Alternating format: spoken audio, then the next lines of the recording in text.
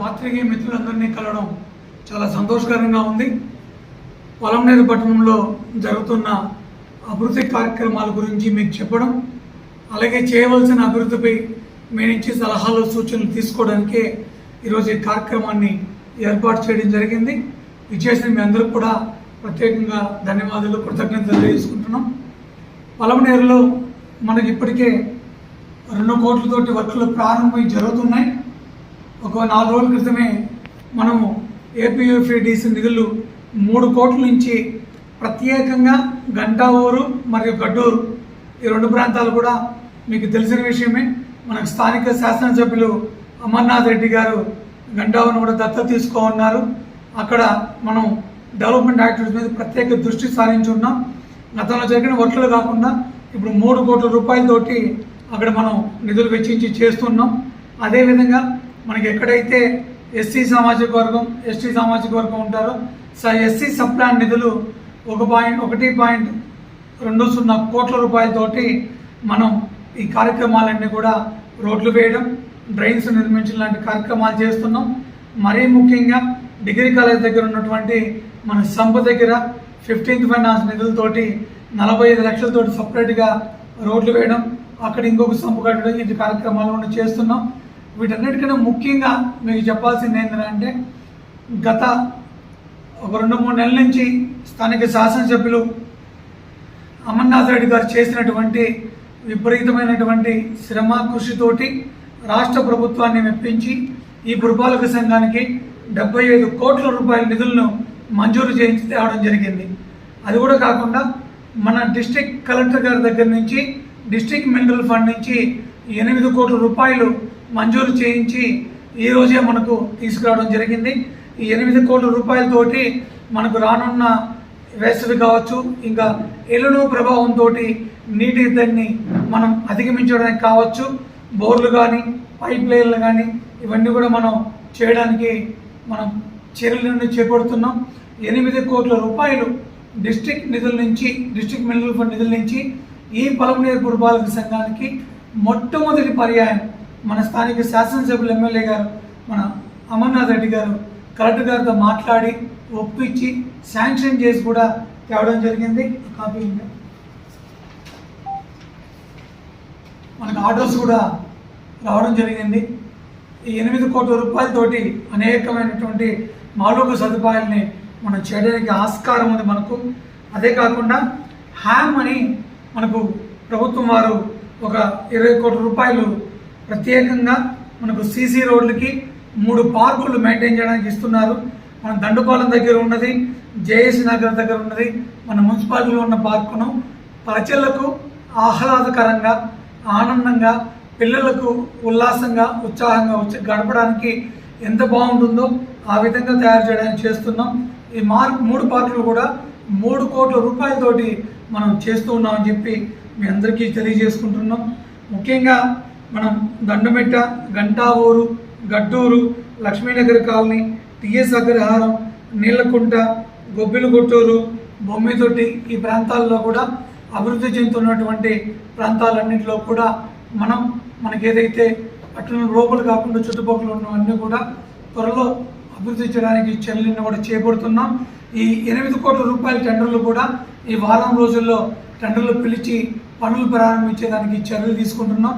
వీటన్నిటికన్నా ముఖ్యంగా మన stop water drains కావచ్చు, అదేవిధంగా రోడ్స్ కావచ్చు, ఇంటర్నల్లో ఉన్నటువంటి డ్రైన్స్, రోడ్స్ ఇవన్నీ అభివృద్ధి కోసం మనకు 55 కోట్లు ప్రభుత్వం మంజూరు చేసింది. ఈ పొలంనేరు పురపాలక ప్రజలు, ఉద్యోగస్తులు మా అందరి తరఫున కూడా ప్రభుత్వానికి ప్రత్యేకంగా ముఖ్యమంత్రి గారికి, డిప్యూటీ సీఎం గారికి, మా మున్సిపల్ శాఖ మంత్రుల వారికి అందరూ కూడా ధన్యవాదాలు తెలియజేసుకుంటున్నాం. 75 కోట్లు రాష్ట్ర ప్రభుత్వం ఈ పొలంనేరు పురపాలక సంఘ అభివృద్ధికి ప్రత్యేకంగా కేటాయించిందంటే మన స్థానిక శాసనసభ్యుల వారి కృషి ఎంత ఉందో మీరు కూడా గుర్తించవచ్చు. దీంతో ఈ 75 కోట్ల పనులు కూడా రాబోయే 1.5 నుంచి 2 సంవత్సరాల లోపల పూర్తవుతాయని కూడా మీకు చెప్తున్నాం. రాబోయే 1 నెల 1.5 నెలల లోపలే పనులు కూడా అంచెల వారీగా ప్రారంభమవుతాయి. ఇవే కాకుండా ఇప్పటికే మనకున్నటువంటి ఈ పట్టణంలో 4 ఈఎల్ఎస్ఆర్లు, తర్వాత పైప్ లైన్లు ఇవన్నీ కూడా మనం మెయింటైన్ చేయడానికి మనకు 12 కోట్ల రూపాయలు 15 కోట్ల రూపాయలతోటి మంజూరయ్యి టెండర్లు కూడా అయిపోయింది.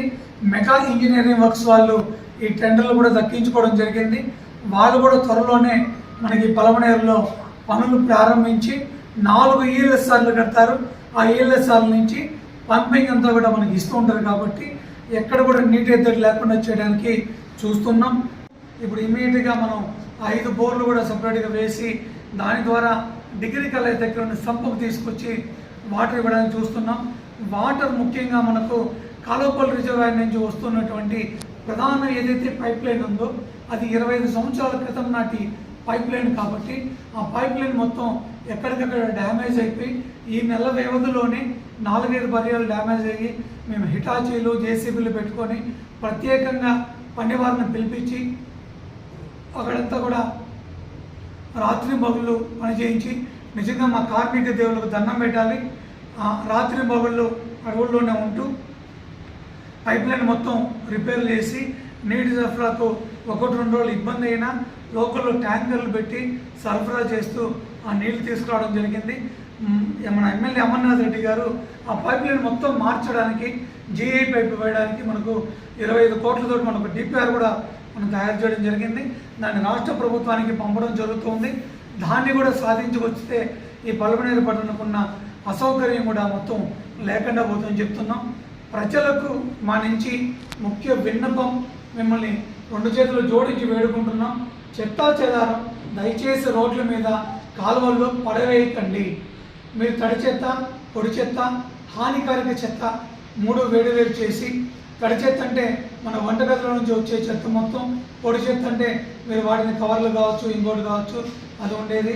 హానికారక చెత్త అంటే డయాబెటీస్ రోగులు వేసుకొని ఇన్సులిన్ ఇంజక్షన్లు కావచ్చు, మీరు వాడిన ఏదైనా కాళ్ళకు వాటికి వీటికి ఏదైనా ఇబ్బందులు జరిగినప్పుడు కట్లు కట్టిన వాటికి కావచ్చు, ఇంకోటి కావచ్చు, మెడికల్ వేస్ట్ కావచ్చు, ఇవన్నీ కూడా దయచేసి సపరేట్ చేసి మాకు ఇస్తే మేము దాన్ని తీసుకెళ్తాం.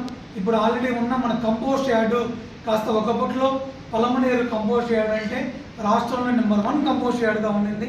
మధ్యలో కొంచెం ఇబ్బంది జరిగిన దాన్నంతా ఇప్పుడు మొత్తం దాని మీద సపరేట్గా దృష్టి సారించాం.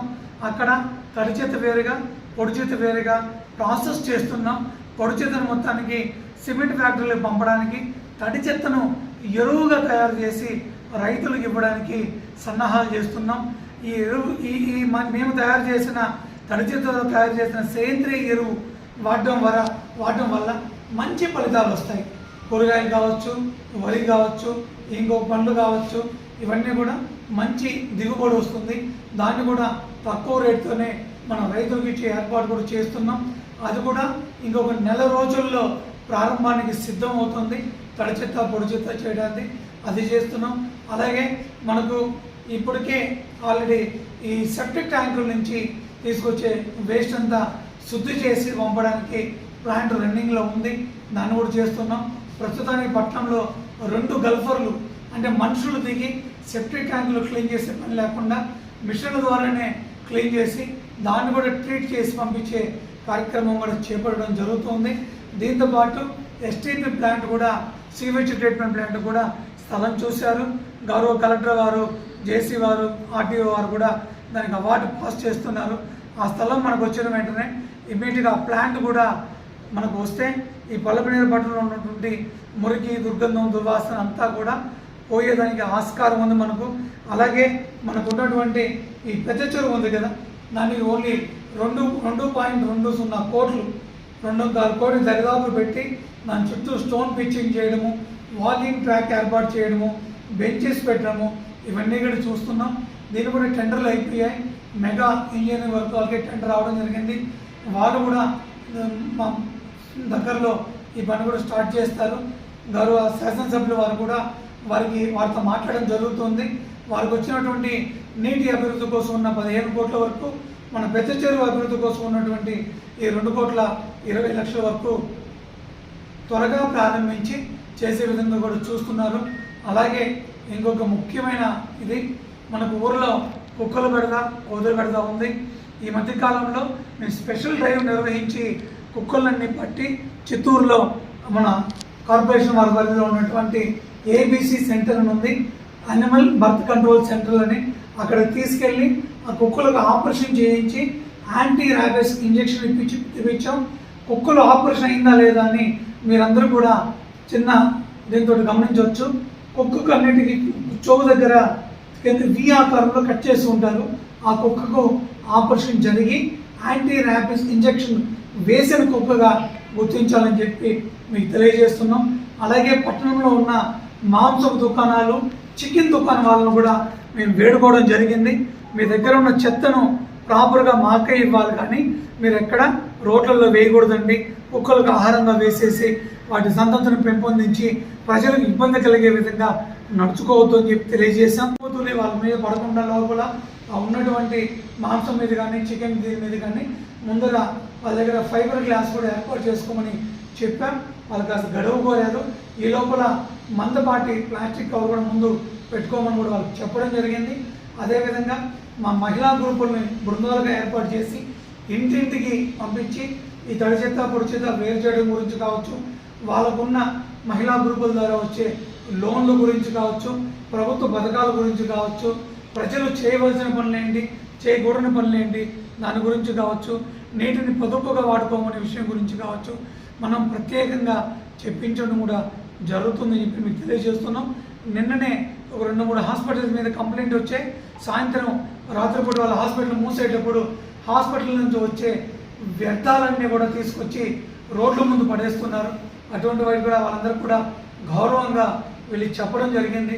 దయచేసి ఇటువంటి వ్యర్థాలని ప్రాపర్గా డిస్పోజ్ చేయాలి.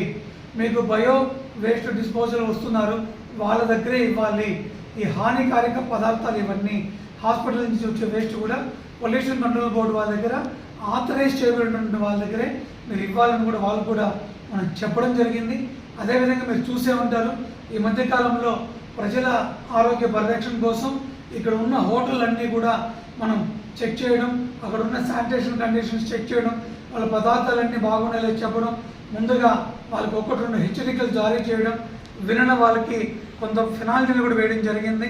బైపాస్ రోడ్లో ఉన్న కొన్ని హోటల్స్లో ధరల పట్టిక కూడా లేకపోతే ధరల పట్టిక ఖచ్చితంగా పెట్టాలి, ధరల పట్టిక లేకుండా మెయింటైన్ చేయడం మీరు ఇబ్బందులకు గురవుతారని కూడా వాళ్ళకు కూడా తెలియజేయడం జరిగింది. ఇవన్నీ కూడా కలగలిపి మనకు స్థానిక శాసనసభ్యులు అమర్నాథ్ రెడ్డి గారు ఇచ్చిన సూచనల మేరకు, స్థానిక పెద్దలు, ప్రభుత్వ పెద్దలు ఇచ్చిన సూచనల మేరకు పలమనేరును మంచి అభివృద్ధిలో నడపడానికి, పలమనేరు ప్రజల ఆరోగ్యాన్ని పరిరక్షించడానికి మేము చేయాల్సినటువంటి పనులన్నీ కూడా చేపడుతున్నాం. ఈ స్ట్రీట్ లైట్ మెయింటెనెన్స్ కూడా ఈఎస్ఎల్ వాళ్ళతో అగ్రిమెంట్ కూడా జరగడం జరిగింది. అన్ని లైట్స్ని కూడా బాగా చేస్తున్నాం. కొన్ని చోట్ల చిన్న పోల్స్ తీసేసి పెద్ద పోల్స్ వేసేటప్పుడు, పెద్ద హై లెవెల్లో ఉన్న పోల్స్ని వేసేటప్పుడు ఉన్న లైట్లు తీసేసి కొన్ని కాలనీస్లో ఈ మధ్య ఇబ్బంది జరిగింది. ఆ అసౌకర్యాన్ని కూడా మేము చింతిస్తూ ఉన్నాం. వెంటనే మా డిఈ గారు, స్టాఫ్ అందరూ కూడా అలర్ట్ అయ్యి వాటికి కావాల్సిన క్లాంపులన్నీ తెప్పించి కొత్త ఎలక్ట్రికల్ మెటీరియల్ కూడా తెప్పించి వాటిని కూడా బిగిస్తూ ఉన్నామని చెప్పి మీకు తెలియజేస్తున్నాం. సుమారు ఇప్పుడు మనకు దగ్గర 15 కోట్ల వర్కులు ప్రారంభమై జరిగేదానికి సిద్ధంగా ఉన్నాయి. ఇంకొక 75 కోట్ల వర్కులు రాబోయే 4 రోజుల్లోనే మనకు మంజూరు కాబడి ప్రారంభానికి వస్తాయని తెలియజేస్తూ ఉన్నాం. మీరు కూడా సలహాలు సూచనలు అందజేస్తే, ఇవి కాకుండా ఏం చేయాలని చెప్తే దాన్ని కూడా మేము అందరం పరిగణలోకి తీసుకొని చేపడతామని తెలియజేస్తూ నమస్కారాలు తెలియజేస్తాం.